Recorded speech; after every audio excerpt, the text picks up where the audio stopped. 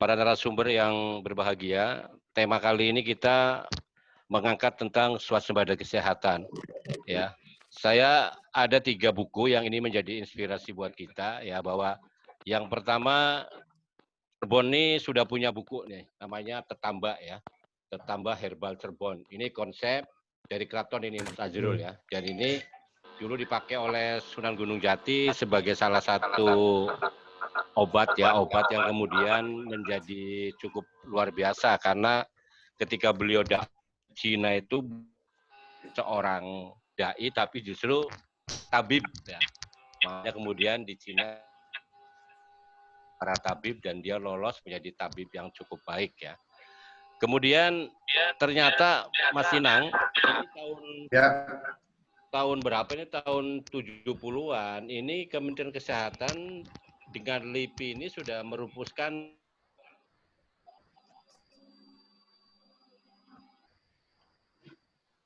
Purnawan TNI AD ini dia disebut sebagai tabib besar multi spesialis. Nah, di buku ini alhamdulillah saya menemukan beberapa cara-cara pengobatan tradisional ya, sampai kemudian cara yang lainnya, terus sampai kemudian beberapa terapi juga ada. Ya, ini sengaja saya simpan ya karena ini suatu saat akan jadi model yang cukup luar biasa. Dan yang ketiga yang sudah diterbitkan ini ajaibnya herbal, ya kan? Ajaibnya herbal. Ini kan sangat luar biasa. Nah, narasumber pada kesempatan siang hari ini, yang pertama selamat datang Mas Azrul, ya, Direktur Sekolah Tinggi Farmasi Yayasan Pendidikan Islam Imam Bonjol Cirebon. Beliau ini ahli farmasi, 2 kali anggota Dewan ya, DPRD Kota Cirebon dari PKS, dan dia adalah merupakan tokoh PKS yang pertama. Karena dulu pernah menjadi rival saya, karena saya dulu jadi P3 Kang Oman. Selamat datang Pak Azrul ya. Kemudian yang kedua ini Kang Oman ya, dia adalah Ketua Yayasan Perawat Jawa Barat dan dia seorang perawat. Jabatan terakhir dia itu mantan Rois ya. Rois Ketua Umum Dewan Pimpinan Wilayah Syarikat Islam Jawa Barat, Mas Azrul ya. Yang jelas ya, ini kan sekarang Syarikat Islam dengan pimpinan Hamda Zulfa di tingkat pusat ini menjadi organisasi yang semakin berkembang, apalagi dulu dipegang oleh Kang Oman. Kemudian ini Mas Inang Winarso ini antropolog, dia nanti yang akan memunculkan kenapa sih kita harus melakukan swasembada kesehatan, ya kan?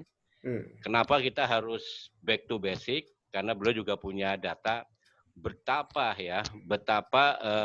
obat-obatan di luar herbal ini yang kemudian seolah-olah itu menjadi hal yang wajib untuk kita ikuti kan, padahal di trah nasional, trah kerajaan, kita punya beberapa buku-buku besar tentang pengobatan dan ini masih belum terungkap secara keseluruhan ya, termasuk tadi buku Tatamba ya, tulisan dari Pak Dr. Hewan Bambang Irianto. Ini banyak sekali dengan menggunakan resep-resep yang biasa kita pakai untuk bumbu masak, ternyata bisa buat obat-obatan. Baik, mengawali perjumpaan kita, Mas Budi, kita persilakan Pak Inang Winarso dulu, setelah itu nanti kemudian Pak Azrul dan nanti Pak Oman. Silakan Mas Inang untuk bisa, kenapa sih kita harus berswasembada kesehatan? Monggo, silakan. Ya, terima kasih Pak Badar dan juga Pak Oman dan Pak Azrul serta Bapak-bapak sekalian. Saya ingin menyampaikan satu konsep sebenarnya, bahwa swasembada kesehatan ini konsep yang kita ajukan waktu itu 2015. Jadi tahun 2015 saya dengan kawan-kawan di Jaringan Aksi Perubahan Indonesia itu merumuskan satu konsep swasembada kesehatan sebagai wujud kedaulatan dan kemandirian bangsa. Nah, konsep ini sebenarnya lahir dari keprihatinan kita semua bahwa hampir 80% bahan baku obat dan juga obat siap pakai itu diimpor pada saat itu, dan itu dinyatakan secara terbuka oleh Dirjen Farmasi Kementerian Kesehatan. Yang kedua bahwa 2015 itu kan belum ada COVID ya, belum ada pandemi. Tapi kita sudah melihat beberapa epidemi yang tidak kunjung bisa ditangani oleh negara-negara HIV/AIDS yang sudah hampir lebih dari 25 tahun tidak tertangani dengan baik. Yang kedua, epidemi TBC. TBC itu lebih lama lagi. Ini juga sampai hari ini Indonesia belum bisa mengatasinya dengan baik. Nah, kondisi kesehatan seperti itulah yang kemudian ini apa nih penyebabnya sebenarnya. Nah, kita selidiki sebenarnya yang selalu menjadi argumentasi di Kementerian Kesehatan kita ketika ditanyakan mengenai apa yang sebaiknya dilakukan untuk mengatasi berbagai macam epidemi. Jawabannya selalu dengan cara mengatakan ya kita ikut aja protokol kesehatan yang ditetapkan oleh WHO atau mengikuti standar-standar WHO. Kalau ditanya kenapa sih kita tidak memproduksi sendiri obat-obatan life saving atau obat-obatan untuk kepentingan menjamin kehidupan seseorang gitu ya, menyelamatkan nyawa seseorang, selalu dijawab dengan kita belum memenuhi standar WHO. Jadi beberapa kali WHO selalu dijadikan alasan untuk tidak bisa melakukan apa-apa Indonesia itu.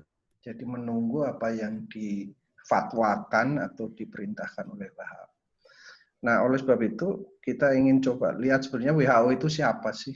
Apakah kekuasaannya di atas presiden atau kekuasaannya melebihi seorang raja atau Nah, sebenarnya Badan Kesehatan Dunia ini kan berdiri 7 April 1948. Artinya 3 tahun setelah Indonesia merdeka. Jadi meskipun sebelumnya ada beberapa lembaga dunia yang mirip-mirip WHO, tetapi secara resmi WHO itu 7 April 1948. Nah, sebenarnya posisi WHO di bagi negara-negara peserta ya, negara-negara anggota WHO itu sebenarnya lebih bersifat sebagai tukar informasi, kemudian juga tukar teknologi gitu ya. Jadi fungsinya sebenarnya lebih bersifat seperti itu. Jadi bukan berfungsi untuk ada lagu di belakang. Bisa di-mute dulu. Es kelapa muda di situ. Hiburan gitu. Tinggal dicolokin Mbak. Ya, sama. Oh, itu. Ya. Baik, saya lanjutkan. Jadi WHO itu secara internasional sebenarnya bukan lembaga yang superpower lah ya. Dia hanya bersifat untuk saling menukar informasi, kemudian juga menjadi tempat untuk saling bertemu, mengetahui perkembangan gitu ya masing-masing. Tetapi nggak tahu, saya tidak pernah tahu kenapa Indonesia tiba-tiba menjadi begitu tunduk dan terpengaruh pada keputusan-keputusan WHO. Nah, ini yang menjadi tanda tanya besar sebenarnya. Padahal WHO itu boleh memberi saran kepada negara-negara yang menghadapi persoalan kesehatan serius, tetapi tidak semua semuanya terus kita ikuti gitu sebenarnya. Nah, kenapa? Artinya gini loh, kalau dihubungkan dengan tadi kekayaan alam dan kekayaan pengetahuan Indonesia mengenai sistem kesehatan zaman Sunan Gunung Jati dengan kitab Tatamba dan juga kitab Tajul Muluk abad ke-13 di Aceh dan beberapa kitab lain serta beberapa pengetahuan tradisional di keraton-keraton kuno itu jauh sebelum lahirnya WHO maupun sistem pengobatan modern. Jadi swasembada kesehatan itu lahir dari pemikiran bahwa kita harus segera menghentikan ketergantungan kita kepada lembaga dunia ini, lembaga dunia WHO yang membuat Indonesia tidak bisa secara merdeka, secara berdaulat, secara mandiri untuk mengembangkan sistem kesehatan yang sesuai dengan kultur dan tradisi serta pengetahuan Indonesia. Nah, mari kita bandingkan indikator yang ditawarkan WHO untuk mencapai satu kondisi kesehatan universal. Jadi kalimat universal itu telah memaksa seluruh negara untuk seragam mengikuti apa yang difatwakan WHO. Padahal budaya dan cara hidup setiap orang di negara-negara itu berbeda-beda. Sehingga pola penyakit pun berbeda. Jadi ada kontradiksi bahwa WHO seakan-akan tidak mengakui keberadaan dari budaya dan kultur di setiap negara. WHO lebih cenderung menginginkan karakter fisik biologis setiap kultur itu berbeda. Jenis penyakit pun berbeda. Jadi misalnya gini, orang-orang di wilayah Eropa itu sensitif terhadap ultraviolet, sehingga banyak menimbulkan kalau kena penyakit kulit atau kelainan kulit. Nah, di Indonesia yang kaya dengan sinar matahari dan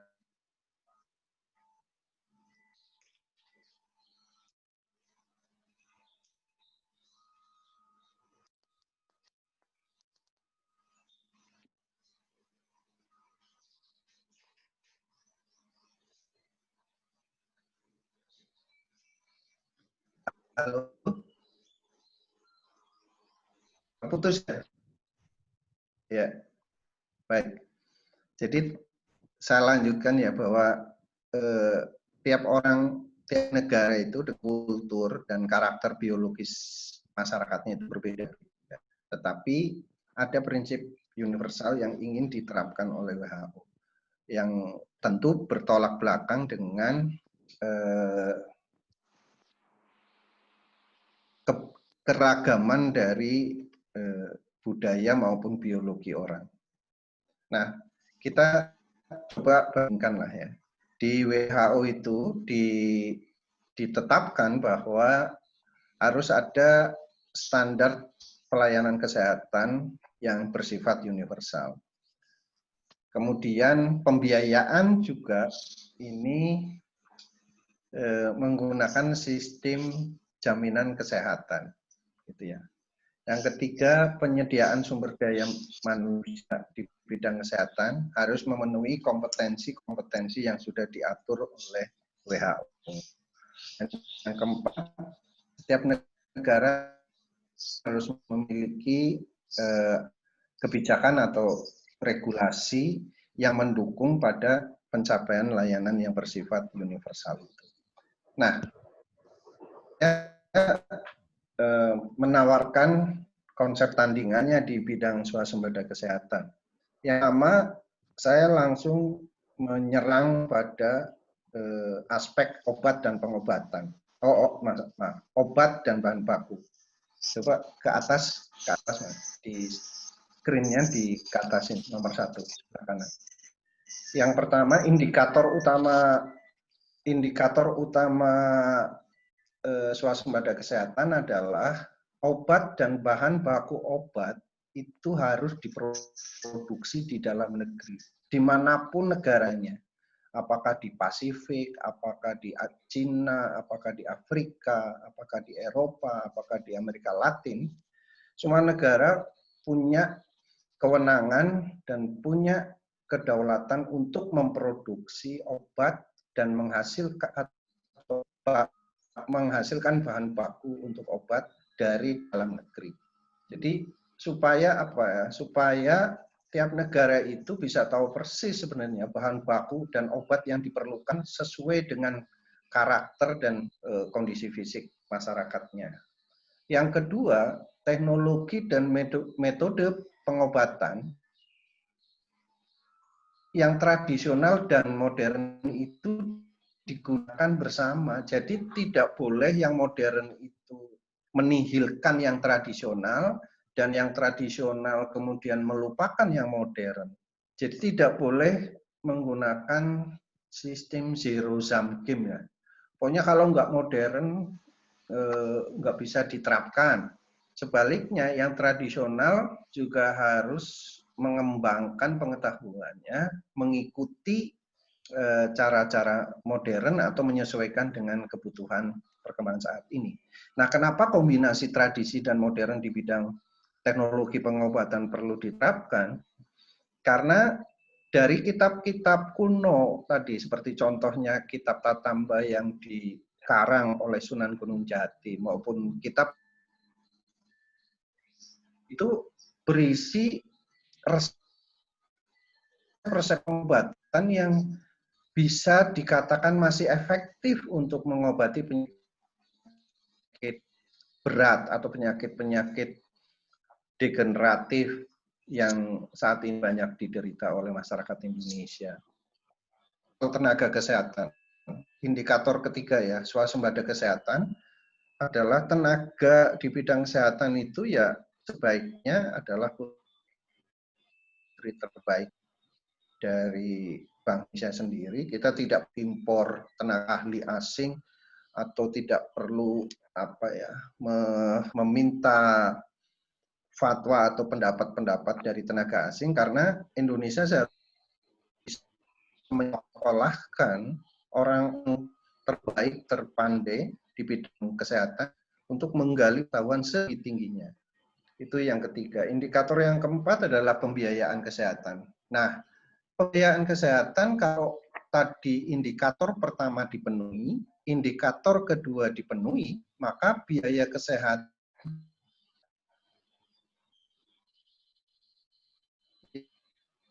seperti sekarang dikeluarkan oleh BPJS menghitung kalau beberapa bisa kita produksi dengan bahan baku dari Indonesia itu harganya 30% dari harga pasaran di internasional maupun pasar di nanti mungkin ahli farmasi atau yang biasa beli obat-obatan. Saya ambil contoh beginilah. Kalau kita beli pontan itu harganya 2.000 perak. Tapi kalau kita beli asam mefenamat itu harganya cuma 200-300 perak. Isinya itu sama, Ponstan dan asam mefenamat itu sama, cuman Ponstan itu ada merek dengan kemasan yang lebih cantik, sementara asam mefenamat ya kemasannya biasa saja.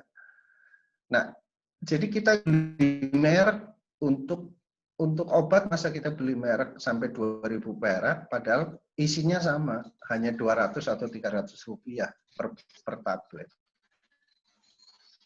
Punya sama untuk ya biasanya kalau gampangnya orang awam kalau sakit gigi minum Ponstan gitu. Dan saya pernah juga berdebat di Depkes bahwa ada satu obat lah yang saya berdebat, satu obat kita impor dari New Zealand dan India ya, satu harganya 1 liter ya, satu botol itu 1 liter 1 juta rupiah, tapi ketika diproduksi 1 juta rupiah itu belum sampai ke pasien, 1 juta itu baru sampai ke bandara Soekarno lah, belum dikirim ke daerah ya. Ongkosnya ongkos masih harus ditanggung kita atau ditanggung pasien. Nah, sementara kalau diproduksi oleh Kimia Farma di Pulau Gadung, itu harganya 300.000, jadi harganya sepertiganya. Jadi demikian juga saya dengar untuk ring jantung. Ring jantung harganya 70 juta atau 50 sampai 70 juta. Tapi kalau kita produksi sendiri bisa 5 juta sampai 10 juta. Jadi penghematan biaya kesehatan itu sangat irit sekali kalau kita menggunakan produksi bahan baku sendiri dan teknologinya kita kembangkan sesuai dengan teknologi yang cocok dengan orang Indonesia. Jadi kalau biaya BPJS itu triliun habis dan tekor terus lebih dari 100 triliun dan sekarang defisit terus, kalau kita menerapkan swasembada kesehatan, saya yakin tidak premi iuran masyarakat. Karena dengan APBN sekitar 30 triliun, itu sudah seluruh biaya kesehatan bisa dipenuhi. Dan masyarakat Indonesia bisa sehat. Jadi biaya kesehatan itu sekarang ini aneh. Kenapa kita harus disuruh iuran dan kenapa terjadi defisit? Ya terjadi defisit karena kita tidak pernah berswasembada kesehatan. Jadi itu akan terus defisit dan itu memperkaya pabrikan-pabrikan farmasi yang memang suplai obat-obatan ke Indonesia.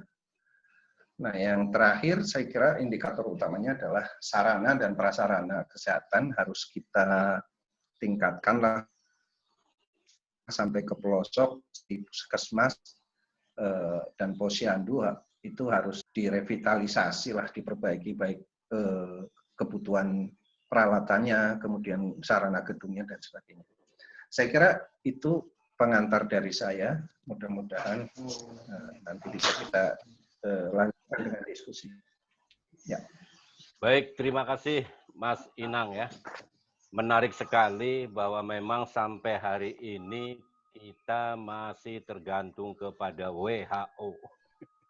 Jadi obat-obatan kita ini tidak bisa masuk ke ranah dunia, ya kan?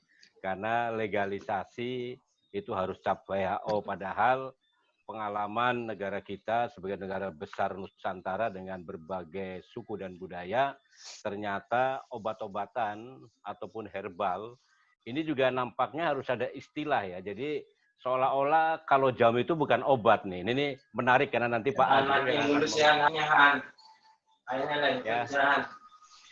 Halo, jadi istilahnya kalau kita bicara herbal itu seolah-olah bukan obat ya Mas Azrul. Ini kan menarik ya. Jadi dari segi perbedaan nama itu, apakah ini akan menghambat atau justru kemudian menjadi satu kekayaan? Ya, ini yang kemudian nanti akan kita diskusikan bersama. Tapi yang pasti Pak Inang tadi sudah menginformasikan bahwa ketergantungan kita terhadap WHO sebagai ya dikatakan penguasa obat-obatan ini sampai hari ini apakah bisa didobrak dengan kebijakan dari pemerintah dalam ini presiden atau apa nanti kita akan kupas lagi. Yang pasti narasumber berikutnya Mas Azrul ini dia adalah seorang direktur Sekolah Tinggi Farmasi Yayasan Pendidikan Imam Bonjol Cirebon ya. Kebetulan kampusnya di Jalan Perjuangan. Kampusnya cukup megah dan Islami Mas Azrul ya karena ada masjidnya di atas. Itu luar yang disampaikan. Ya. Silakan Mas Azrul. Langsung. Assalamualaikum warahmatullahi wabarakatuh. Ya, oke. Alhamdulillah wa syukurillah la haula wala quwata illa billah. Saya bisa hadir bersama para senior ya. Banyak yang kenal saya sebetulnya itu farmakopolitik. Jadi bukan orang farmasi, orang politik. Tapi sekarang saya sudah balik lagi ke habitat Pak Enang. Saya sudah balik lagi ke dunia farmasi dan mungkin ini bisa kita sharing ya. Gitu. Tadi saya ada slide Mas Badar. Mas Budi bisa ditampilkan nggak?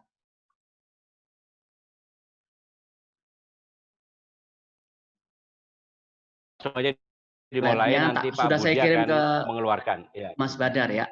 Iya. Jadi begini, memang Oke. Saya juga sepakat sama Pak Inang, kita ini terjebak dengan politik dunia gitu ya. Jadi memang semenjak revolusi industri, obat ini kan menjadi komoditi pabrik gitu. Sehingga ya penguasa dunia ini mencari keuntungan sebesar di industri obat. Ya, yang ini membuat tadi nanti saya ingin ngobrol juga obat tradisional ya, walaupun sebetulnya teknologinya juga bisa modern, ini kalah karena obat hari ini relatif bisa diproduksi murah dan sintetis ya, tetapi sebetulnya efek sampingnya juga jauh lebih berbahaya dibanding obat-obat dari bahan alam. Walaupun ya sama ya, bahan alam sendiri kalau kita tidak seimbang, ini juga berbahaya. Gitu. Kita kebanyakan nasi, jadinya diabetes. Kita kebanyakan kacang, jadinya asam urat. Begitu.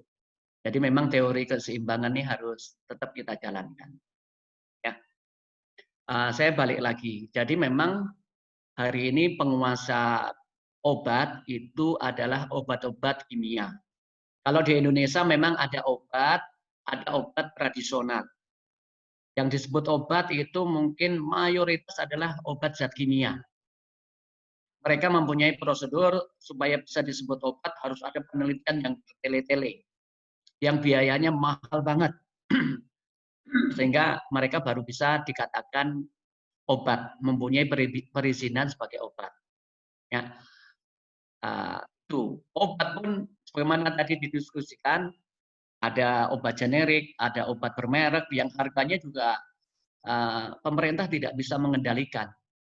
Hari ini memang ada sistem pembelian e-katalog ya, tapi di lapangan sendiri harga obat itu sangat sulit untuk dikendalikan. Jadi ini memang bisnis. Saya balik ke tema kita ya. Obat herbal di Indonesia itu ada jamu, ini belum mengalami pengolahan. Kemudian ada herba terstandarkan, sudah mengalami penelitian lebih lanjut. Kemudian ada fitofarmaka, yang penelitiannya mungkin sudah setara dengan yang mendapat izin sebagai obat. Kelemahan kita, ini memang kalau kita lihat ya, definisi herba itu adalah obat yang diekstrak.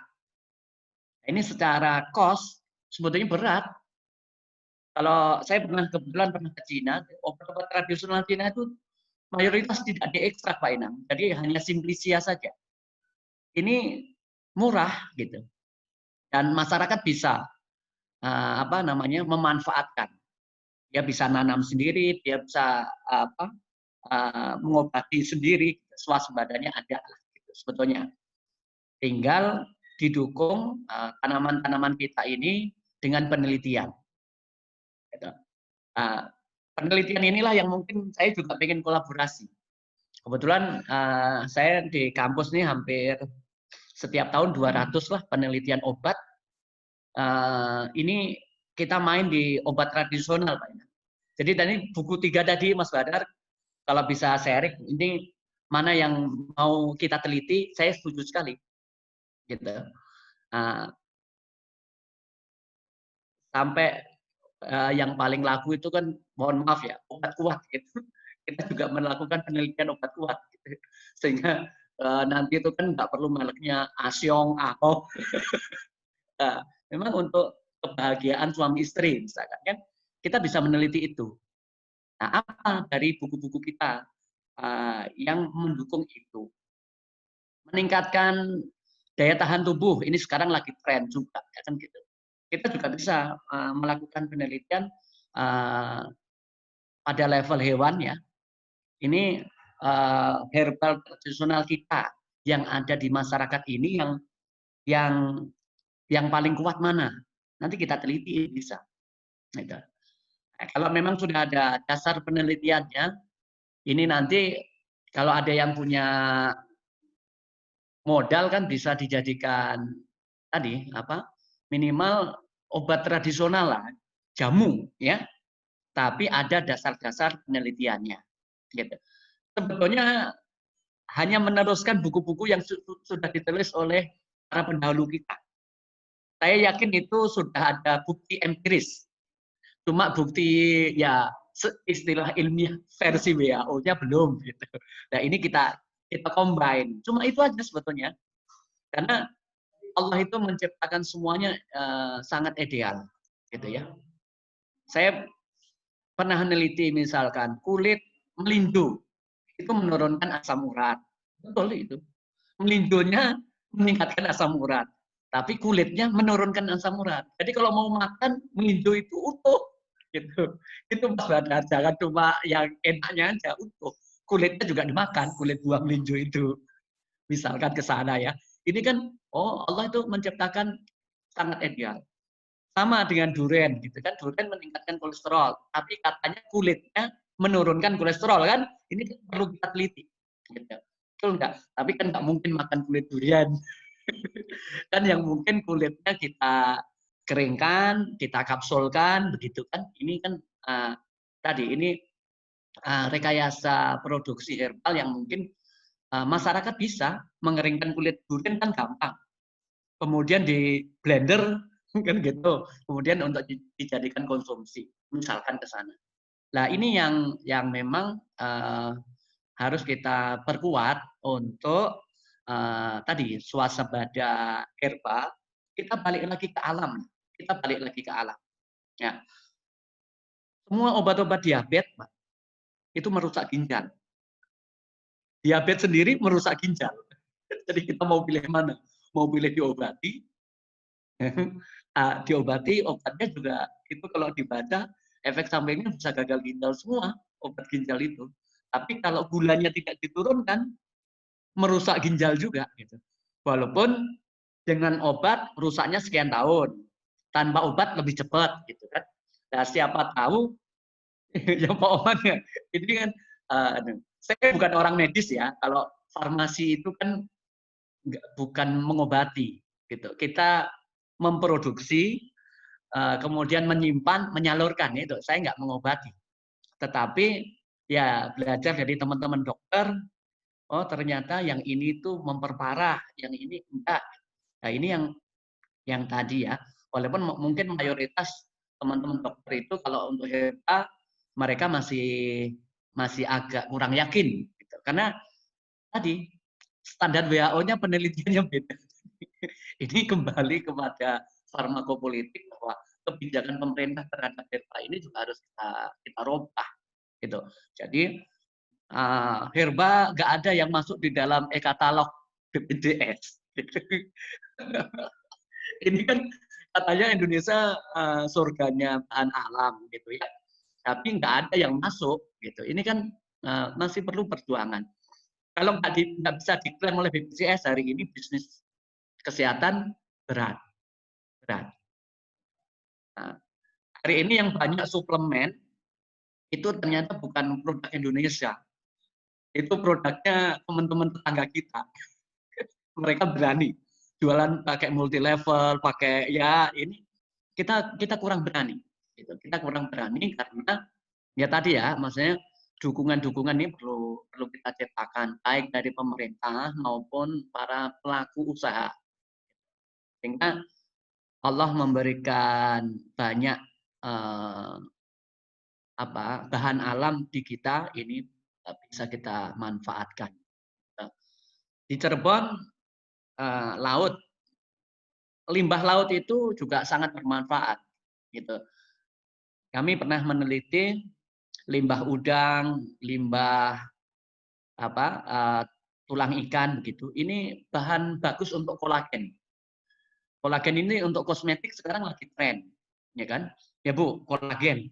Ini supaya kulitnya putih, tidak keriput. Ini bagus. Ternyata itu banyak menjadi sampah. Di kita menjadi sampah. Jadi itu kalau sampah ini bisa kita olah jadi kolagen. Nah, ada di daerah Cirebon Timur, ternyata kolagennya dibawa ke Jepang. Dia punya tambak udang. Gitu. Memang investor luar. Nah, waktu saya tanya limbahnya dibawa kemana, diproduk oleh mereka jadi kolagen. Dan kolagennya tidak dipasarkan di Indonesia, dibawa keluar. Gitu. Nah ini karena mungkin orang luar sudah mulai balik ke alam, ya, kitanya belum. Padahal yang punya potensi adalah Indonesia. Begitu. Nah ini mungkin tantangan ya. Saya kebetulan Allah tidak menakdirkan dari pengusaha. Saya itu setiap jadi pengusaha masih gagal terus. Ini ada peluang bagus untuk mulai memproduksi herbal, ya. Karena ya tadi yang sintetis ini sudah kurang aman. Suatu saat herba ini akan masuk di dalam farmakope lah ya, di farmakope, kemudian menjadi daftar obatnya BPJS gitu. Nah, sehingga masyarakat untuk dapat herba nggak perlu beli. Ini menurut saya ada arahan ke sana, kan gitu ya. Ada arahan ke sana. Dan ini menjadi tadi ini tantangan tersendiri supaya kita bisa melestarikan apa yang sudah diawali oleh para pendahulu kita untuk mereka mendokumentasi buku-buku pengobatan ini. Nah, kita tinggal teliti. Kemudian ada yang berani untuk memproduksi. Ini pengantar dari saya, mohon maaf sekali, ya bukan memprovokasi, tetapi ayo kita bareng untuk melawan globalisasi ini, ya karena ya saya sendiri merasa ini itu COVID ini kan ada yang membuat, gitu, ada yang membuat ini bisnis farmasi luar biasa loh COVID ini, walaupun ya ngeri-ngeri sedap nih, Ataqwa juga lagi ngeri-ngeri sedap nih. Jadi, aduh, ya Allah, ini saya cuma menangkap bahwa Allah memberikan ini supaya kita tambah dekat kepada Allah saja. Itu dari saya sebagai pengantar. Terima kasih. Assalamualaikum warahmatullahi wabarakatuh. Terima kasih Mas Azrul. Ini ada istilah yang cukup menarik ya, farmakopolitik. Ini saya kira satu terobosan ya. Ya kalau toh kemudian Mas Azrul, Kang Oman nih sama-sama pelaku politik tulen yang kemudian sekarang beralih profesi. Saya kira ini satu terobosan ya, apalagi Pak Inang juga sudah merambah ke tingkat nasional dan internasional. Cuman kan nampaknya ini belum pernah bertemu bareng Mas Azrul ya. Nah makanya mungkin sebagai sarana utama. Kemudian ini buku Tetamba, ini sebenarnya kita masih belum punya Bapak Asuh.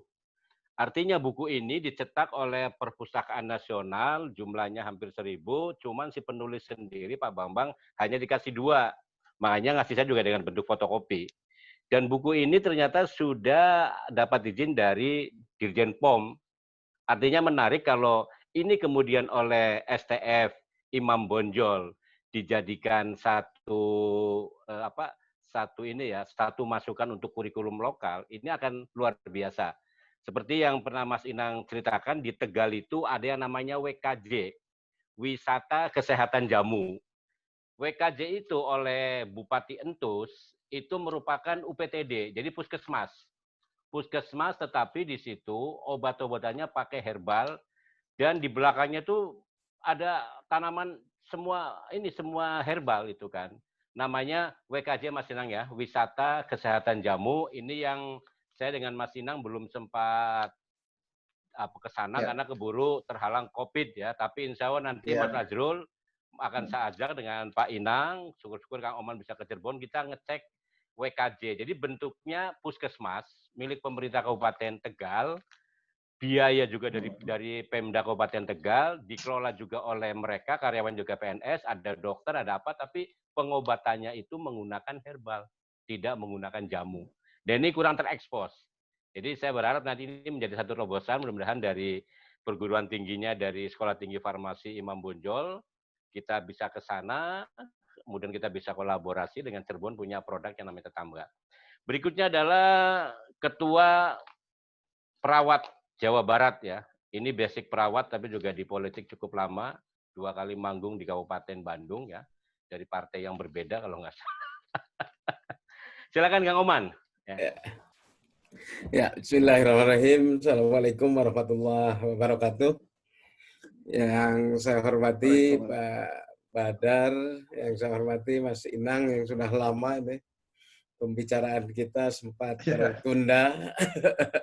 Kemudian juga pada kesempatan ini saya bisa bertemu dengan Mas Azrul yang punya kapasitas untuk kemudian melakukan sesuatu yang memang hari ini harus kita dorong secara bersama-sama. Saya kira cukup menarik tema kali ini dengan persoalan swasembada kesehatan. Saya kira swasembada kesehatan ini orang mungkin yang lebih enak biasanya, kawan-kawan kita, swasembada itu identik dengan pangan.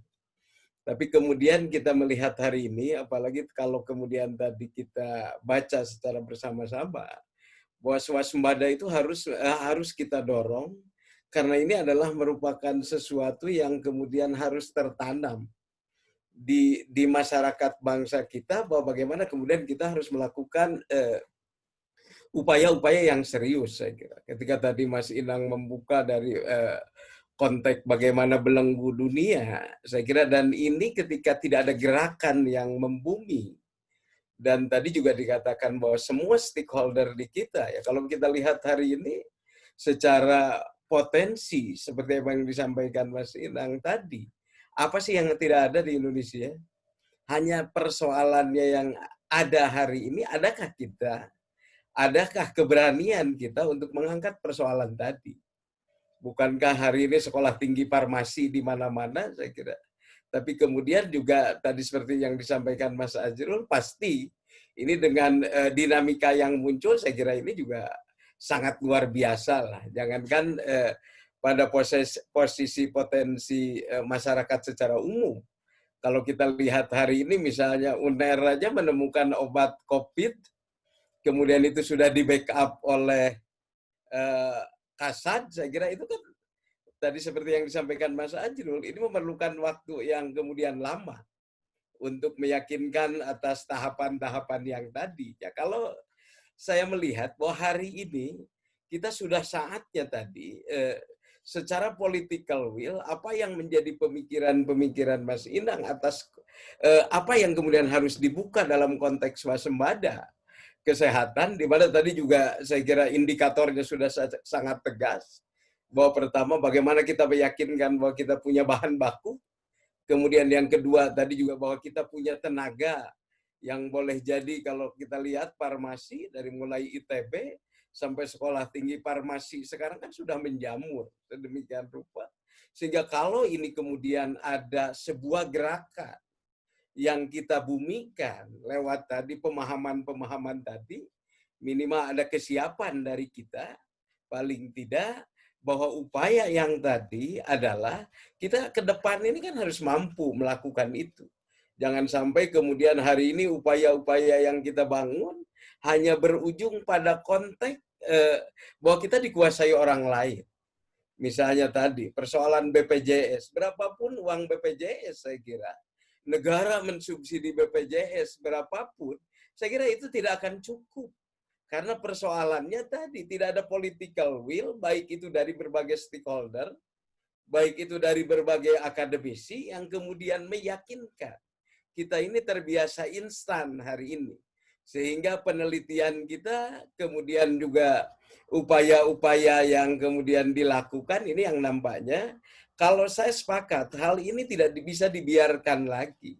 Tidak bisa dibiarkan sehingga yang tidak populis hari ini, dengan kalimat swasembada itu yang berikutnya, karena saya terus terang saja happy-nya di keperawatan, tentunya tadi juga pada persoalan yang kemudian selain daripada pikiran-pikiran kita atas obat, saya sepakat selama ini Pak Badar misalnya mengangkat persoalan-persoalan penguatan masyarakat lewat yang namanya ya punten perilaku hidup bersih sehat, desa siaga, posyandu. Ini juga yang kemudian ke depan harus kita kuatkan. Karena dengan posisi itu dan berikutnya tadi, apa yang menjadi kendala di kita ini kan semua sangat tergantung. Semua diatur oleh orang lain, diatur oleh negara lain. Sehingga tadi upaya-upaya yang kemudian ingin kita tunjukkan, maka tentunya sekarang kita harus sudah mulai melakukan tadi saya sepakat, andai ini istilah swasembada kesehatan ini kita bumikan hari ini. Dari berbagai aspek kita melakukan upaya-upaya penguatan dari sisi political will kepada pemerintah, kepada para pemangku kebijakan, dan termasuk tadi bagaimana pihak akademisi kita, kemudian pengamat sosial kita, dan apa yang kemudian menjadi pertimbangan tadi, ide-ide dasar bahwa bagaimana kita keluar dari belenggu-belenggu dunia, mengacu kepada kemandirian, saya kira itu yang kemudian harus kita kuatkan. Saya kira itu saja pengantar sementara. Terima kasih. Assalamualaikum warahmatullahi wabarakatuh. Terima kasih Kang Oman ya dari sudut keperawatan, karena memang sebenarnya di lapangan itu kan tingkat bagaimana pemahaman terhadap herbal juga itu menjadi salah satu hal yang harus terus kita kembangkan. Ini satu hal yang menarik nih, bahwa hingga hari ini di beberapa tempat, ya sambil contoh di Kota Cirebon, Mas Azrul ya, itu kan ada kegiatan kampung siaga, dan di situ kan sebenarnya posyandu itu dari dulu mengembangkan tanaman obat keluarga, ya kan. Ini yang saya kira nanti bisa menjadi terobosan dari Sekolah Tinggi Ilmu Farmasi untuk pendampingan terhadap kader ya. Sebab kalau untuk penguatan produk UKM itu dari jurusan gizi Poltekkes Kesehatan ya, itu juga mendampingi kader-kader yang mengolah makanan sebagai produk UKM di tiap posyandu dan RW. Nah, ini untuk obat, ini untuk farmasi, untuk penguatan di tanaman obat keluarga ini, saya kira dengan kehadiran Sekolah Tinggi Farmasi ini menjadi satu hal yang harus Mas Oman ya, karena tadi menyebutkan ada posyandu, ada desa siaga, ini sebenarnya kekuatan-kekuatan yang hari ini perlu disentuh juga oleh perguruan tinggi. Baik, saya kira ini sebagai pengantar aja, silakan, karena ini banyak yang sudah kelihatan. Atau saya minta Mas Ugem ya, silakan Mas Ugem, ini salah satu pelaku swasembada kesehatan di Indramayu ya. Silakan Mas Ugem. Halo. Halo. Ini chatnya ini rajin ya. Beliau ini pejuang untuk di Indramayu. Halo. Halo. Silakan Mas Ugem ya untuk bisa komen. Ya. Halo. Halo Mas Ugem. Ya, silakan Mas Ugem. Halo. Silakan Mas Ugem. Ya. Oke. Oh iya. Oke, monggo, monggo. Atau Bu siapa? Bu Erna mau masuk dulu? Halo. Halo Mas Ugem. Ya, silakan Mas Ugem. Atau baik, sambil menunggu yang lain masuk, dua hal yang perlu saya sampaikan tadi. Yang pertama, ini sebuah tantangan buat Sekolah Tinggi Farmasi, Mas Azrul, ketika kemudian berkolaborasi dengan kader, karena di masyarakat ini sebenarnya masyarakat pemahaman terhadap tanaman obat keluarga juga harus didampingi secara ini ya. Kalau saya katakan bahwa farmasi adalah bagian dari klinis, maka kader sangat membutuhkan ya tentang penguatan-penguatan seperti itu. Dan apakah kemudian di Sekolah Tinggi Ilmu Farmasi itu bisa masuk kurikulum khusus yang berkaitan dengan herbal? Silakan Mas Azrul. Ya. Di kami memang ketua sebelum saya itu beliau doktor herbal dari Perancis. Sehingga kami sudah memang fokus kepada herbal untuk riset. Kita memang lari ke herbal. Cuma karena tuntutan dunia kerja, ya, kami memang fokusnya berikutnya kepada pelayanan gitu Pak Oman. Jadi kalau anak ini hanya berkutat di herbal, masih ini apa income-nya tuh masih kurang. Tapi kalau untuk risetnya, anak pasti kita bawa ke herbal. Nah, sehingga dasar-dasar tentang fitofarmaka ini kita perkuat. Jadi memang kami fokus ke sana. Dan kita memang melihat ke depan kita harus balik lagi ke alam. Itu kita kuat. Ya, makanya tadi saya cerita bahwa penelitian-penelitian ini memperkuat apa yang sudah dilakukan oleh masyarakat. Gitu. Dan nanti ini kalau mereka dibalikkan lagi, ini loh penelitiannya memang seperti ini, mereka kan akan semakin yakin bahwa apa yang diciptakan Allah ini memang menyeimbangkan untuk kesehatan gitu. Nah, ini apa namanya ke sana Mas Badar ya gitu. Jadi Saya memang sudah tadi misalkan sampai ke desa segala kita siap untuk ya anak-anak mahasiswa memang rutin bina desa. Memang dari Januari ke sini ini kita belum pernah melakukan karena memang semua serba harus hati-hati. Gitu. Kita biasa melakukan bina desa. Nanti Indramayu kita siap Mas Sugeng karena mahasiswa kita yang dari Indramayu juga banyak. Alhamdulillah ini di Cirebon kami ini mahasiswa sudah dari 15 provinsi. Jadi ini juga menjadi apa? Kalau ada produk khas Cirebon yang bisa kita tawarkan khususnya herbal ya. Ini kan nanti bisa dibawa pulang ke 15 provinsi. Ini tantangan untuk Pemkot juga untuk bagaimana itu. Karena Cirebon ini kalau dari bisnis farmasinya kan lumayan gede. Karena saya melihat gitu Pak Man, suplai obat Cilacap itu dari Cirebon. Tegal, Pekalongan itu apa namanya distributor obat-obat kimianya itu Cirebon. Memang ada beberapa obat tradisional Cirebon, tapi kan tidak sekuat Cilacap. Ya. Padahal Cilacap tidak ada sekolah farmasi. Gitu. Tapi dia orang Indonesia kalau tahu obat tradisional ya Cilacap. Gitu. Walaupun dia pernah kena guncangan karena mencampur dengan zat kimia, begitu ya. Nah itu guncangan kan gitu. Tapi sekarang kan mereka mulai merintis kembali bahwa ya apa namanya terus dari alam.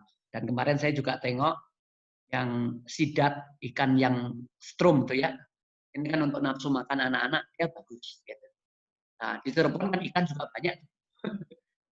Nah, ini apa namanya kalau misalkan diekstrak Indramayu apalagi ikannya banyak gitu ya. Ini kalau misalkan bisa dikemas anak-anak mungkin kalau makan ikan agak amis ya. Tapi kalau sudah bentuknya suspensi begitu kan seneng ya gitu. Nah, ini mungkin ya tadi tantangan bagi kita bersama ya. Itu Mas Badar. Terima kasih Mas Azrul. Yang kemudian kita berharap ya bahwa penyiapan ya memang ketika berhadapan dengan lapangan kerja ini kan ilmu farmasinya juga harus menjadi hal yang diutamakan, tetapi kemudian dengan kolaborasi yang cukup baik dari Sekolah Tinggi Ilmu Farmasi ini sangat luar biasa.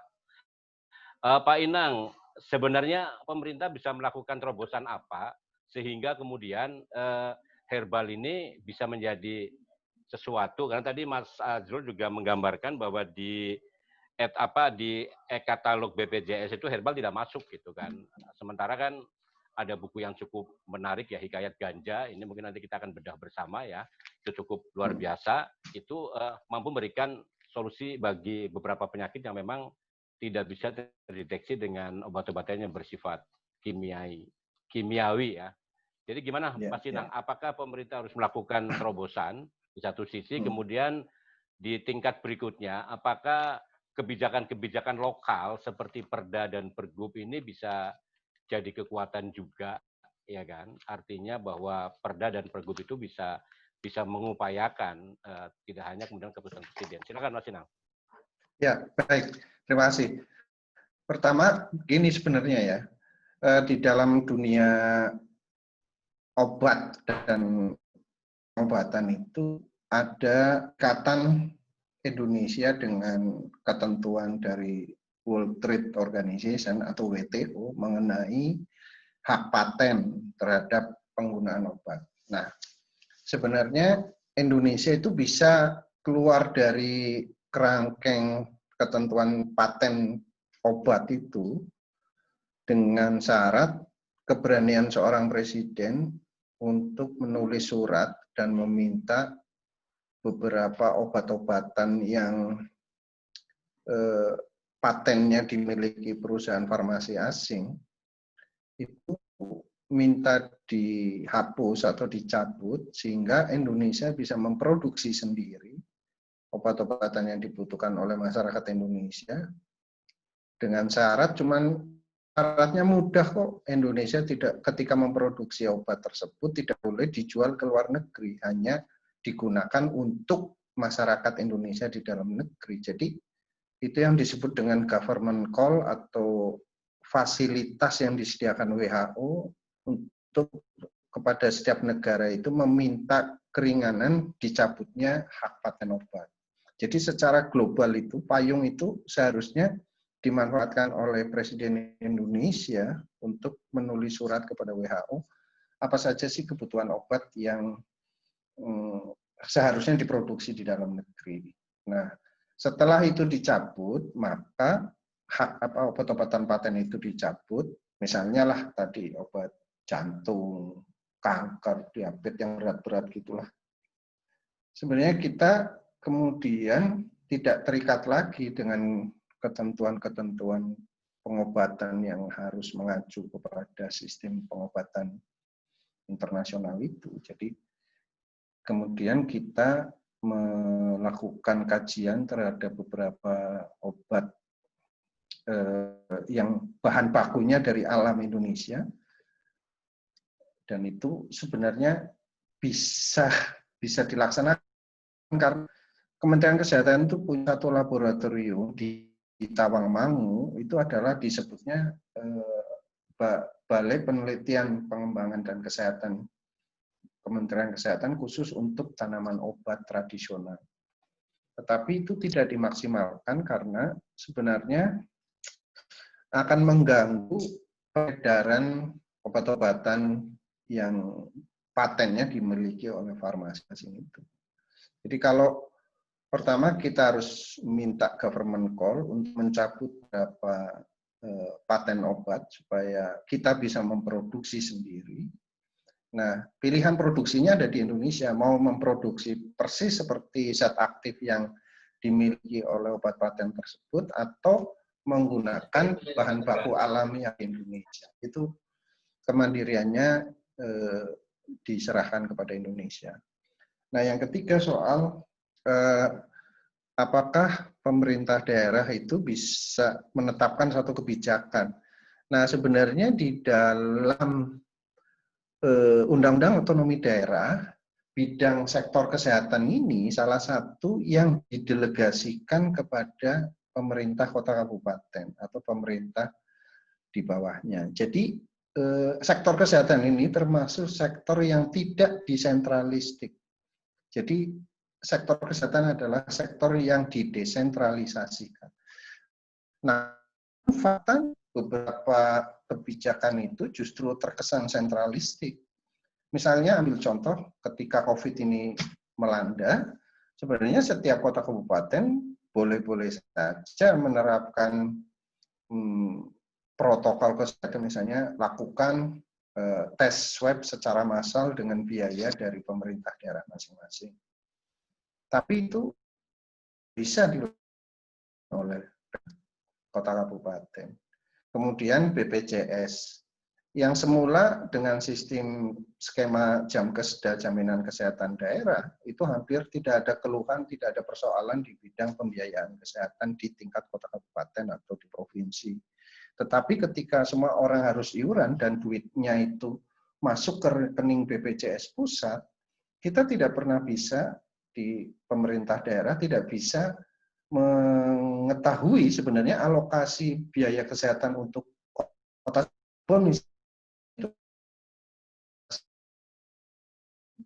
dari iuran yang sudah disetor ke rekening BPJS.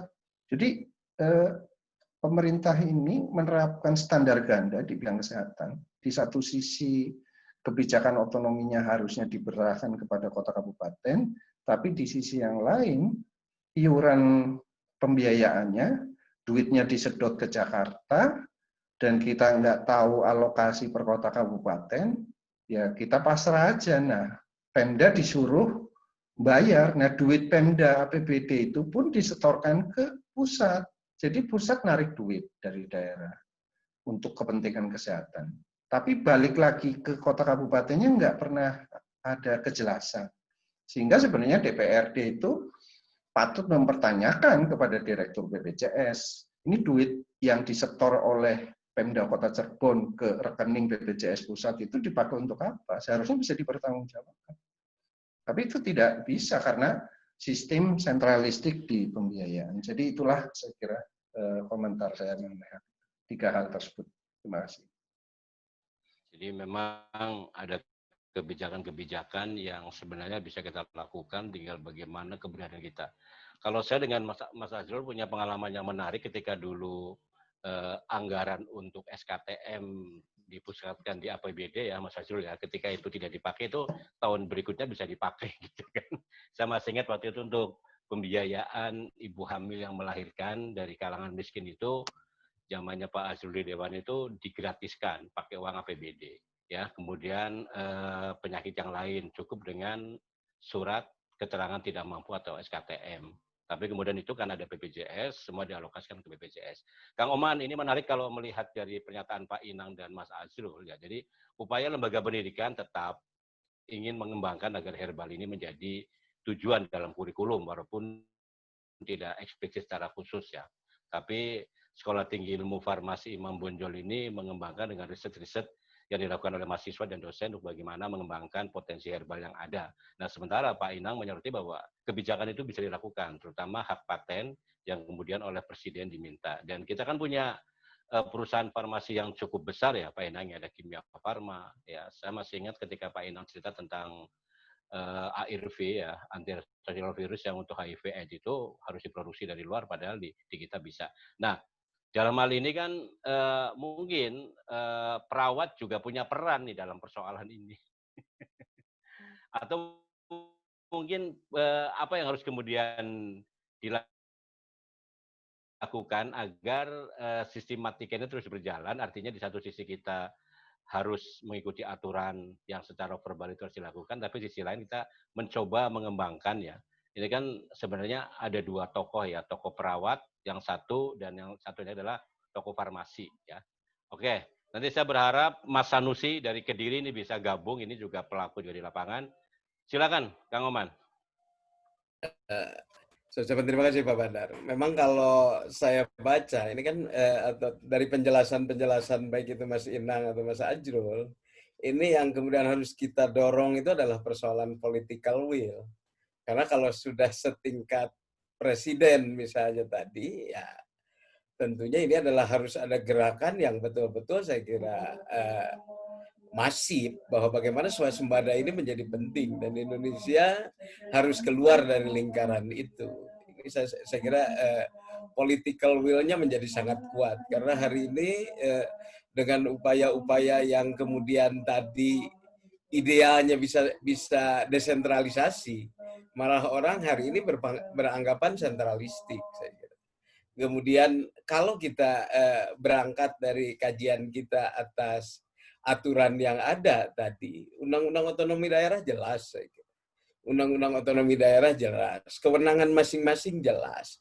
Hanya yang kemudian kadangkala berada di kita adalah political will daripada pemangku kepentingan. Ketika bupati, wali kota berpikir aman, gubernur berpikir aman, saya kira tidak akan muncul hal-hal yang menyangkut inovasi. Karena orang terbelenggu hari ini, penyelenggara negara kita di tingkat kita ini di bawah ini sangat terbelenggu atas juga aturan-aturan yang ada, kemudian tidak bisa mengembangkan di situ.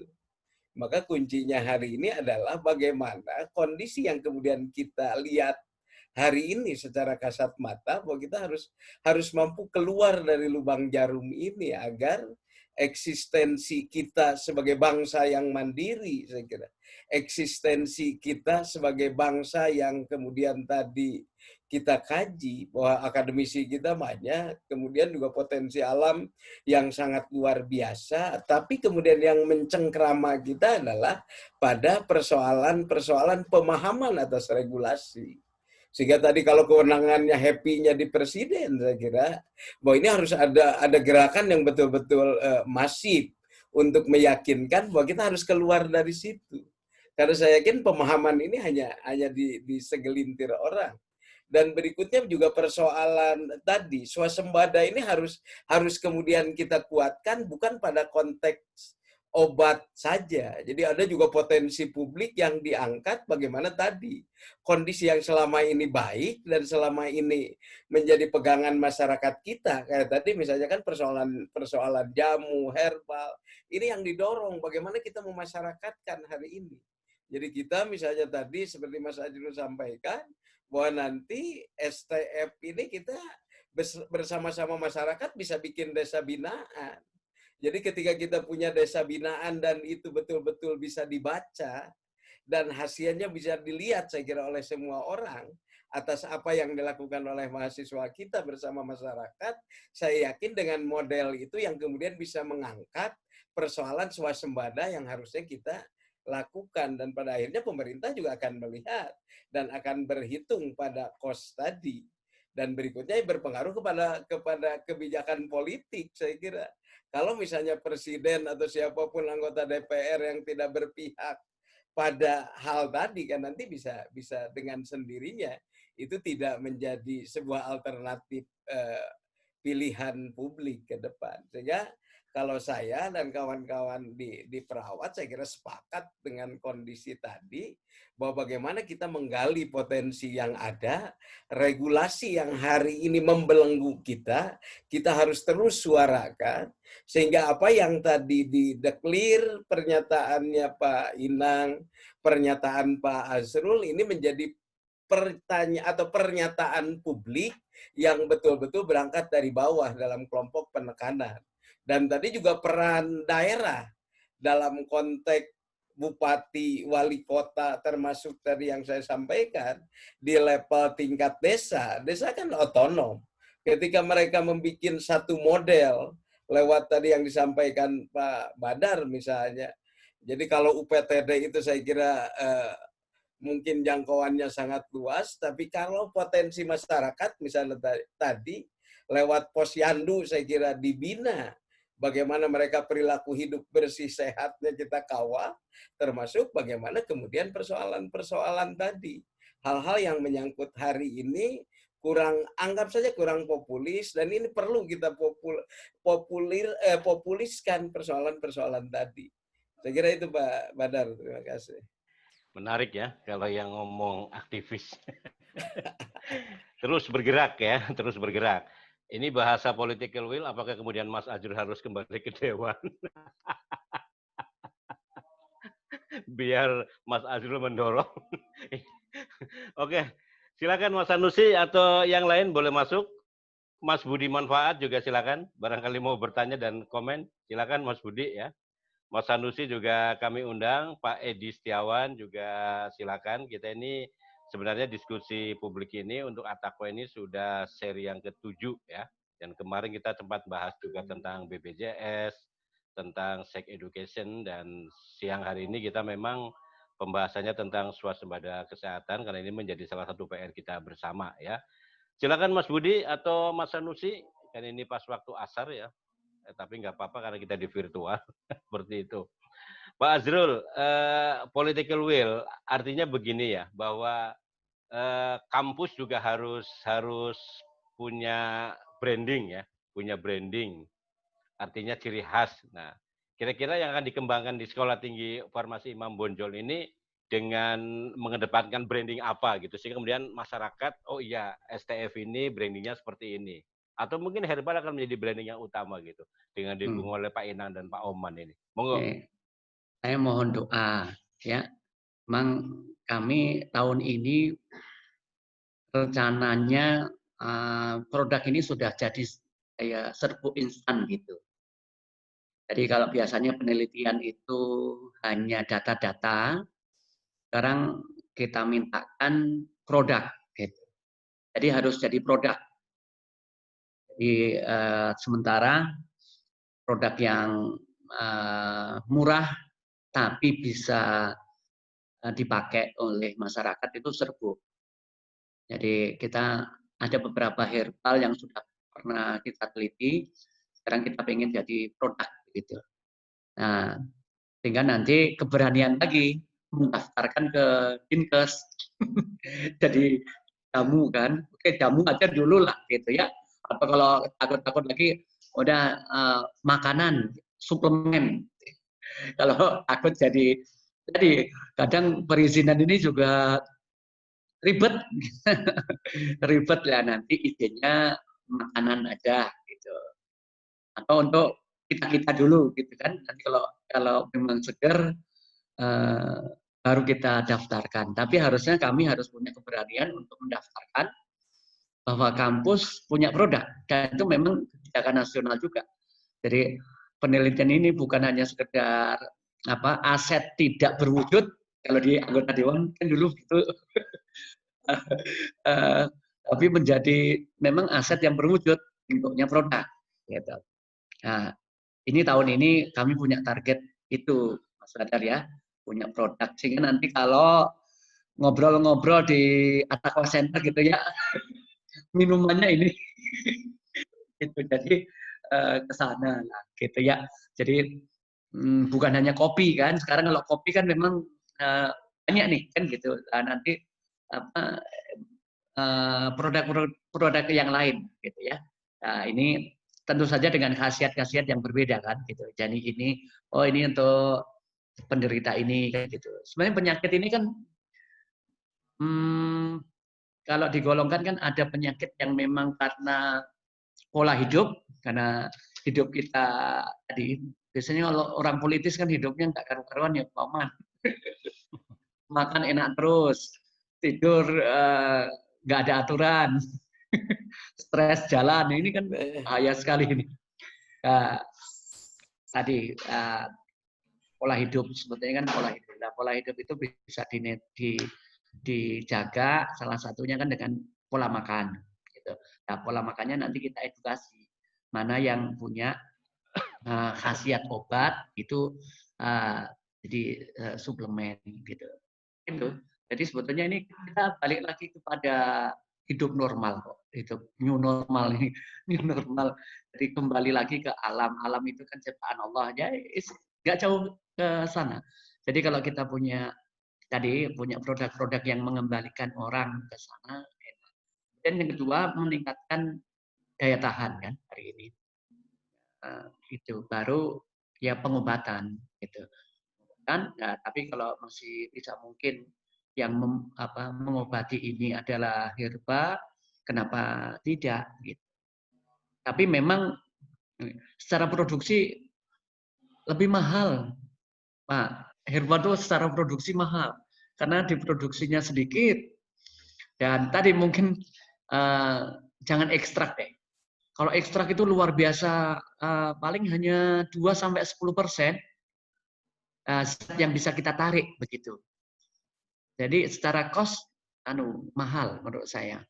Jadi kita larinya ke kayak tadi saya Cina aja, Simplicia.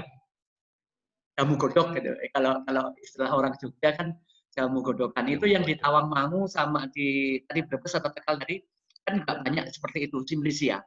Belum dia nggak banyak yang nggak diekstrak juga gitu. Walaupun kita bisa mengekstrak, tapi ternyata yang diberikan ke pasien itu kan masih bentuk tadi hanya Simplicia gitu. Ada yang dikapsulkan, ada yang nanti diseduh gitu.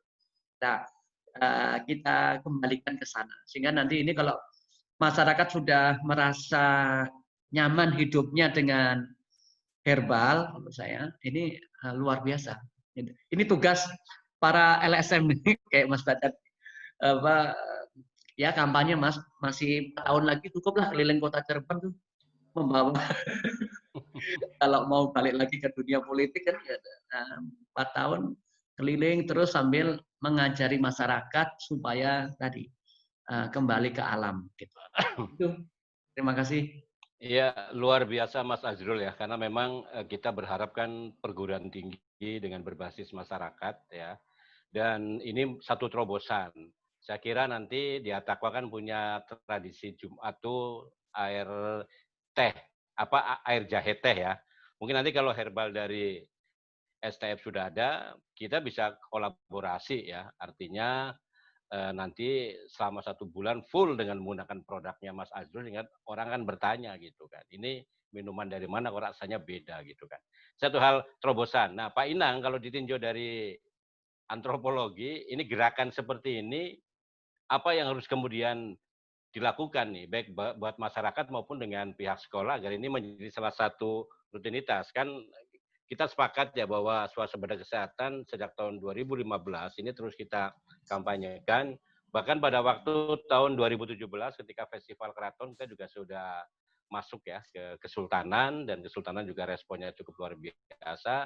Bahkan dalam satu sesi itu ketika membahas tentang herbal juga, ternyata pemerintah pusat sudah ada kepres tentang larangan bagi keraton menjual buku-buku naskah kuno yang terkait dengan herbal, karena 2 negara besar ya, kalau di Cina sih memang sudah ada Fakultas Ilmu Kedokteran Timur, tapi kemudian di Australia ini baru merintis, dan ternyata dari data yang saya baca di buku yang tadi itu sejak tahun 1980-an itu Australia juga akan merintis tentang Fakultas Kesehatan Timur itu, dan nampaknya bahwa Indonesia ini sangat memiliki potensi dengan banyaknya buku-buku itu, tetapi kemudian pemerintah akhirnya dengan keputusan presiden itu melarang ya, barang siapa baik itu keluarga keraton dan menjual akan terkena sanksi. Nah, upaya dari Sekolah Tinggi Ilmu Farmasi ini sangat luar biasa Mas Inang, karena dulu kan kita beranggapan bahwa sekolah farmasi hanya diajari untuk meracik obat Mas Azrul.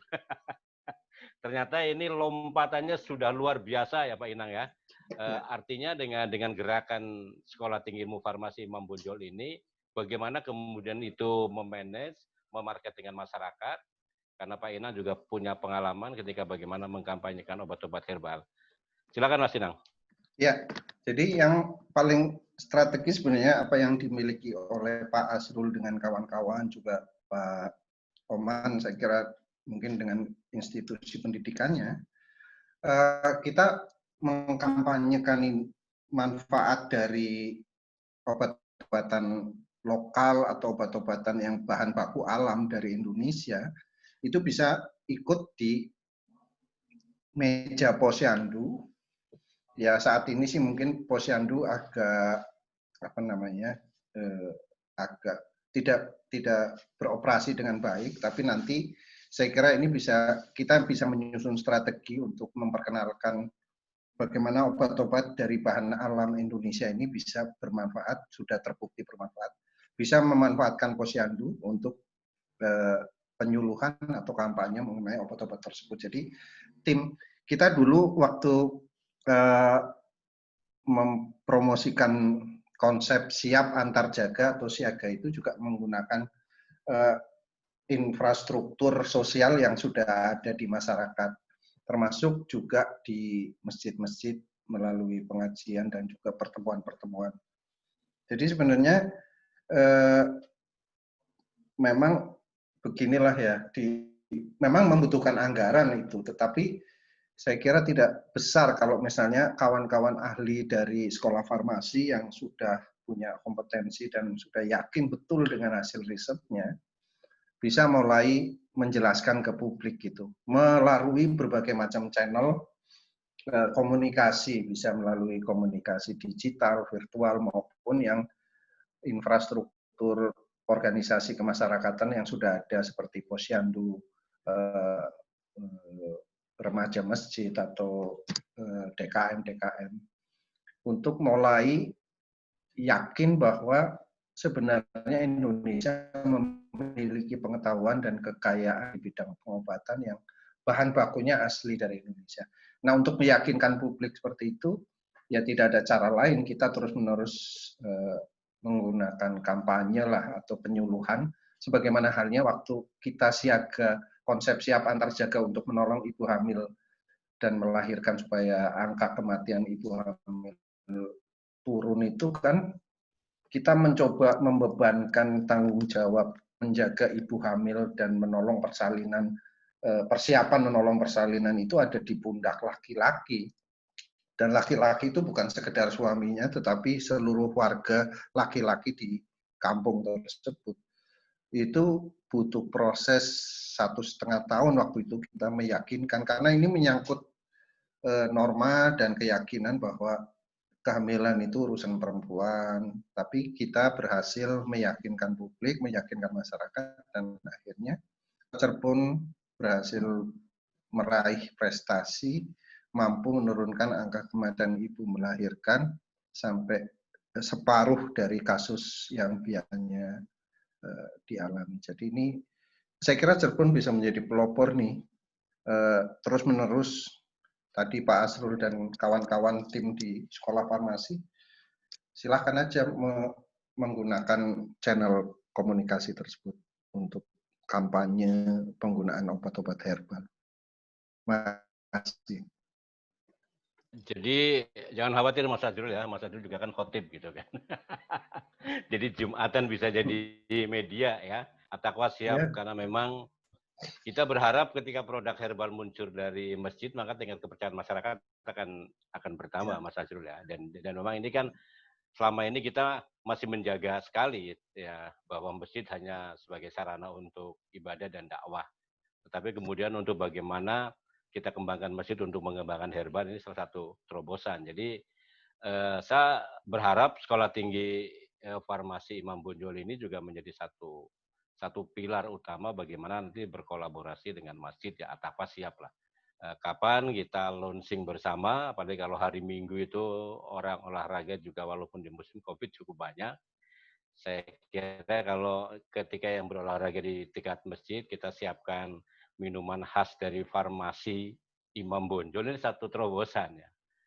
Kang Oman, kalau sudah seperti ini nampak ada harapan ya, gairah bahwa sebenarnya kita bisa untuk bagaimana mengembangkan tradisi-tradisi budaya lokal dalam hal ini herbal, yaitu tadi dengan kekuatan institusi, sekolah farmasi, dan sekolah perawat. Ya. Gimana Kang Oman? Saya kira tadi juga sudah cukup jelas bahwa yang paling penting hari ini, penggagas, kemudian bagaimana tadi, persoalan swasembada tadi yang kemudian harus kita bumikan. Termasuk tadi beberapa opsi dari Pak Badar misalnya. Bahwa ketika kita berjibaku hari ini misalnya lewat kampus ini saya kira sangat dominan gitu kan pemetaannya, karena mereka kemudian kita dorong, kemudian kita kuatkan, dan juga pada intinya tadi seperti yang disampaikan Mas Inang, kita juga lihat potensi-potensi yang ada juga kita gerakkan. Sehingga tadi misalnya bagaimana Posyandu didorong lagi, dikuatkan lagi sehingga ada gerakan yang betul-betul masif saya kira. Kalau tadi misalnya Pak Badar menyampaikan bahwa lewat gerakan masjid kita mulai pencanangan bahwa masyarakat kembali ke alam, tadi yang disampaikan Pak Ajrul, saya kira sangat luar biasa itu. Karena posisi sekarang ini, apalagi lewat kondisi pandemi seperti ini, orang merasa yakin ketika masalah ataupun hal-hal yang menyangkut penguatan diri kita berangkat dari sarana keagamaan atau juga institusi pendidikan. Saya sepakat ketika masjid dijadikan sebagai upaya kita dalam konteks menguatkan kepada publik, saya kira sangat setuju, dan itu harus kita awali. Saya kira harus kita awali kalau kemudian kita harus sepakat bahwa persoalan yang mengancam kita adalah persoalan tadi. Persoalan kesehatan ini mengancam saya kira. Bukan hanya dari aspek obat saja. Tadi kan tenaga asing hari ini sudah mulai merebak. Orang juga investasi, orang luar bikin rumah sakit di kita, rumah sakit asing dibangun di mana-mana. Sementara milik kita, potensi milik kita, apalagi milik umat Islam, saya kira cenderung kurang diperhitungkan. Karena menyangkut tadi, perlu adanya dorongan, perlu adanya penguatan, perlu adanya sosialisasi lewat kampanye-kampanye yang kemudian dimunculkan. Saya kira sepakatlah hal tadi, ketika kita nawaitu, kemudian ada pemetaan, kita nanti bikin daerah-daerah binaan, dan kemudian dari situ nanti akan dibaca orang. Karena bukan ide dan gagasan yang hebat ini saya kira akan menjadi sebuah kenyataan manakala kita meyakinkan bahwa ini bisa dan harus bisa. Dan ada sentral-sentral yang kita dorong, kita kuatkan. Berbasis masjid, berbasis kampus, berbasis sekolah, berbasis posyandu. Saya kira itu sangat media yang ada yang bisa kita jadikan sarana penguat atas niat dan itikat baik kita. Saya kira itu Pak Badar. Iya, oke. Kang Oman sungguh luar biasa ya diskusi hari ini. Saya kira Pak Sanusi kalau mau masuk silakan, ini tadi udah muncul ya Kang Sanusi. Mas Budi silakan host kita ya. Satu hal yang menarik Mas Azrul, ini buku tertambah ini nanti saya akan minta izin ke Pak Bambang untuk bisa difotokopi, terus saya serahkan ke Mas Azrul karena memang ini bahasanya masih ini ya, masih agak menggunakan bahasa-bahasa yang lama, tapi di sini sebenarnya menarik ketika misalkan sambil contoh ya, untuk pengobatan sakit mata, ya kan, salser sarananya tinggi, kemudian samum brawang, bengklai dan macam-macam ditumbuk jadi satu. Jadi ini nanti mungkin akan dijadikan per bab, bisa jadi karena memang ini Pak Bambang ketika menerjemahkan ini, tapi kemudian oleh Perpustakaan Nasional ini dianggap sebagai salah satu pengobatan tradisional yang belum terungkap sebagai ciri khas Cirebon ya, karena memang Gunung Jati itu sebenarnya dulu itu memang semuanya tanaman herbal, dan ketika Sunan Gunung Jati berdakwah ke Cina itu bukan sebagai seorang kiai ya, karena memang kita tahu bahwa banyak kiai-kiai dari Tiongkok yang kemudian berselasar sampai ke Nusantara, makanya beliau ke sana dengan format sebagai seorang tabib. Baik, sebelum kita tutup closing statement, silakan Mas Azrul. Kira-kira apa yang kita harapkan dari diskusi pada kesempatan sore hari ini? Monggo. Ya, tadi seperti Pak Oman, idenya bagus, cuma memang untuk idealnya ketemu darat ya. Cuma untuk ketemu darat ini kan masih agak repot ya. Gitu. Apalagi ya ini angka semakin meningkat sebetulnya. Tapi semoga minimal Mas Badar bisa menjaga ide ini sehingga minimal 6 bulan ke depan itu semua dari sudah berjalan. Misalkan saya dengan produk juga sudah kelihatan mau kayak apa, bina desanya sudah kayak apa begitu. Memang sekarang juga bina desa, saya menganjurkan ke anak-anak itu nggak turun langsung, tapi sebenarnya dengan IT itu kan juga jalan ya, dengan animasi video. Jadi ini kan yang anak-anak sekarang tanpa diajari mereka bisa bikin film-film menarik. Saya sebenarnya lari ke sana, ini nanti disebar ke warga, dan hampir semua warga juga sekarang kan punya aplikasi untuk nonton YouTube, nonton itu, tinggal yang ini lebih kita arahkan gitu. Karena kalau YouTube yang laku kan bukan YouTube tentang pengobatan. Ini tantangan juga ya untuk membuat pendekatan kepada masyarakat. Jadi mohon Mas Badar bisa menjaga ide ini sehingga semua komponen bisa tetap berkiprah pada ide-idenya, dan nanti suatu saat kita akan kumpul ya tadi mungkin bisa di Bandung atau di Atakwa, atau mungkin kita tengok bareng ke Jawa Tengah kan gitu. Ini kebetulan Tawangmangu sama Brebes kan Jawa Tengah. Di Bandung sebenarnya ada Cikole. Cikole dia juga tanamannya lumayan banyak gitu ya. Cuma mungkin untuk sampai produk belum gitu kan. Nah ini ya nanti supaya pemerintah daerah juga mungkin bisa ikut mengembangkan gitu. Ajak teman-teman dewan, resiko ya Pak Badar ya, ajak teman-teman dewan ya. Supaya nanti mereka mendukung. Jadi masing-masing daerah kan mungkin punya keunggulan yang beda-beda. Gitu. Itu dari saya. Terima kasih. Silakan Kang Oman untuk closing statement. Ya, terima kasih Pak Badar. saya menitik beratkan pada persoalan istilah ini ya. Bagaimana kemudian nanti swasembada kesehatan ini biar bisa diterima oleh semua kalangan, sehingga menjadi kewajiban kita agar dari ini kemudian bisa lahir bukan hanya sekedar produk-produk obat, tapi juga termasuk produk-produk hukum yang kemudian menguatkan atas ide dan gagasan kita. Baik itu nanti lahir perda yang diperkuat sampai ke perdes. Saya kira ini sangat menarik lah. Karena kalau kita tidak menguatkan itu dan hari ini diingatkan seperti tadi Mas Ajrul, saya kira catatannya takwa nanti kemudian menjadikan ini semua sebagai sebuah tantangan dan memposisikan masjid sebagai sentral dari aktualisasi atas apa yang kemudian kita inginkan hari ini. Saya kira itu Pak Badar. Terima kasih. Assalamualaikum warahmatullahi wabarakatuh. Baik, Kang Oman memberikan respon bahwa swasembada tidak hanya sekedar herbal tapi menjadi produk hukum.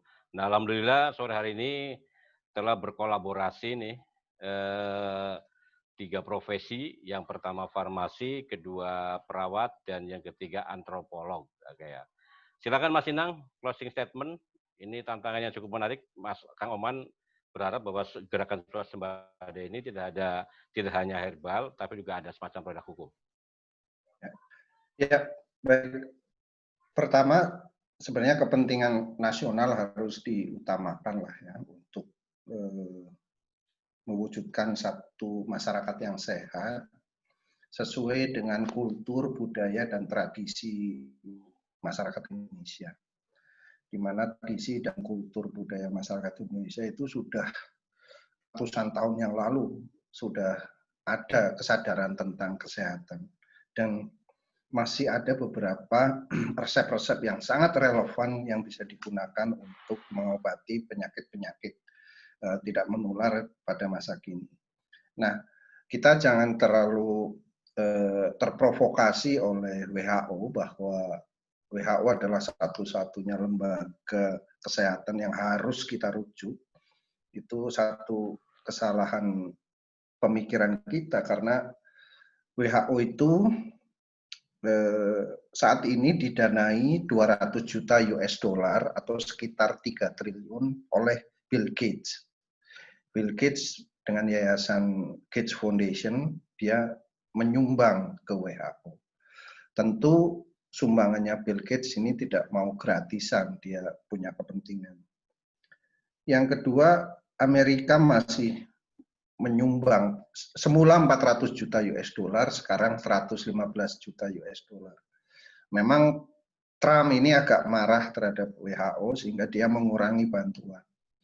Artinya sebenarnya WHO itu dikendalikan oleh 2 bandar besar yang menaruh uang di WHO. Negara-negara kecil seperti Indonesia hanya menyumbang 1 juta US dollar atau sekitar 13 miliar. Jauh berbeda berapa persennya dibandingkan 3 triliun yang dari Bill Gates, 2 triliun dari Amerika, Inggris juga 3 triliun. Jadi kita nggak punya suara di forum WHO itu karena Indonesia ngapain kamu cuma nyumbang 15 miliar gitu. Jadi kekuatan kita itu nggak ada. Oleh sebab itu ya sudah, kalau kita nggak dianggap ya lupakan saja lah, kita nggak usah terlalu mendewakan WHO. Mari kita susun sistem kesehatan nasional yang berpijak pada budaya, kultur, dan tradisi Indonesia, beserta sistem pengetahuan pengobatan yang sudah sangat maju dan tua sebenarnya ya di Indonesia ini. Nah, yang kedua saya kira swasembada kesehatan ini hanya bisa diwujudkan kalau seluruh masyarakat kemudian melakukan tekanan kepada pemerintah secara mandiri, mulai tanaman-tanaman obat bisa ditanam di halaman rumah. Sekarang ini kan sayuran mulai banyak ditanam di rumah tangga sekarang, ikut disertakan juga tanaman obat yang kemudian bisa dimanfaatkan untuk mencegah penyakit tidak menular di setiap rumah tangga. Saya kira itu yang kita. Ya terakhir saya kira kita butuh Menteri Kesehatan sebagaimana Ibu Siti Fadila Supari yang akhirnya beliau dikorbankan masuk penjara. Tapi sepanjang Menteri Kesehatan pernah ada di Indonesia, keberanian yang patut kita dukung adalah keberanian seperti yang diwariskan oleh Ibu Siti Fadila Supari melawan hegemoni WHO di dalam memaksa Indonesia untuk membeli vaksin yang sebenarnya vaksin itu berasal dari virus Indonesia. Nah, sekarang COVID, vaksin yang dibeli oleh Indonesia ke Cina katanya harganya 400.000 per vaksin, sekitar segitu. Tetapi saya sudah dapat rilis sebenarnya tidak lebih dari 100.000 rupiah seharusnya biaya vaksin atau pembelian obat itu. Jadi harga obat-obatan di internasional itu dimainkan oleh satu mafia yang kita seakan-akan tidak berdaya. Satu-satunya cara adalah kita melawan mafia farmasi itu dengan swasembada kesehatan, memproduksi sendiri obat, vaksin, bahan bakunya kita pakai dari Indonesia. Itulah wujud swasembada kesehatan. Terima kasih. Wassalamualaikum warahmatullahi wabarakatuh. Ya, oke. Luar biasa ini terobosan sore hari ini. Yang pertama, kita perlu mengkampanyekan penyadaran kepada masyarakat bahwa kita punya kekuatan, kita punya modal, dan cukup gampang sekali ya. Saya alami menanam daun kelor, Mas Azrul, di depan rumah dari mulai 1 sampai dengan 5 itu hampir tiap bulan orang pada minta untuk bikin sayur. Ketika kelor ini menjadi salah satu herbal yang bisa memberikan efek kesehatan yang cukup lumayan dari berbagai penyakit. Ini perlu penyadaran, dan tidak hanya perlu penyadaran tapi juga perlu gerakan. Saya kira dengan dipelopori oleh 3 tokoh, ya tokoh farmasi, tokoh perawat, dan tokoh antropolog, ini Cirebon akan menjadi salah satu pintu masuk Mas Azrul ya, untuk bagaimana kita mengembangkan kekuatan herbal, karena saya kira kelompok farmasi juga belum sebegitu peduli seperti teman-teman di Sekolah Tinggi Farmasi Imam Bonjol ya. Kemudian Kang Oman juga di Bogor, ini saya dengar dengan perawatnya juga mulai memasukkan materi tentang herbal sebagai alternatif dari kurikulumnya, dan kemudian Pak Inang yang sejak tahun 2015 terus mengkampanyekan tentang swasembada kesehatan ini menjadi satu kekuatan kita, dan kita berharap bahwa ini semua akan menjadi kekuatan kita bersama, dan marilah kita mulai dari diri kita sendiri, dan insya Allah nanti mudah-mudahan COVID segera berlalu, kita bisa kopi darat, tapi sebenarnya kalau hanya sekedar kopi darat bertiga sih, di Ataqwa tempat luas atau di farmasi tempat lebih luas lagi, bisa sambil kita merumuskan format apa yang akan kita munculkan, termasuk Mas Azrul bagaimana kampanye-kampanye di media. Saya kira ada mahasiswa kita ini sudah terbiasa dengan menggunakan gadget untuk kampanye, tapi kemudian kalau sudah ada konsep yang bagus, yang ini bisa menjadi konsep kebersamaan, itu bisa diviralkan sehingga orang yang melihat ini, wah ini satu keutuhan karena ada Yayasan Perawat Jawa Barat, pastinya ada antropologi Jawa Barat, ini akan semakin kuat terhadap apa yang kita ingin sampaikan kepada masyarakat. Terima kasih Mas Azrul, Kang Oman, Mas Inang, ya. Sampai ketemu lagi pada kesempatan yang sama. Mas Budi juga terima kasih nih host kita. Ini Ibu Mas Ria juga muncul ya. Silakan kita ucapkan terima kasih kepada